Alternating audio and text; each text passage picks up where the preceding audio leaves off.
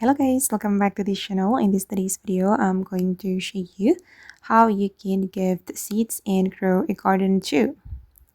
Hey guys, finally we can send seeds in this game, different with Grow a Garden 1.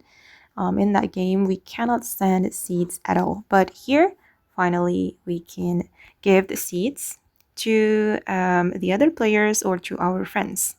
In this game, guys, if you want to send items, you can use this mailbox feature.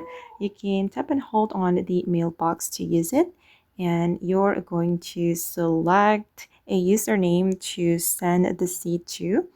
I'm just going to pick a random username here. They are my friends, and you can choose the seed that you want to send. For example, this gold seed, and wait, I'm going to choose the rare seed pack. We can also send seed pack. Oh my god, that's so cool. And then we just need to tap on send, but I don't want to send it, guys, so I'm just going to click on cancel. And yeah, just like that, it's very simple. Just use the mailbox to gift seeds and grow a garden too. Okay guys, and that's how we can gift seeds and grow a garden too. I hope this video will be useful for you. Thank you so much for watching, and bye.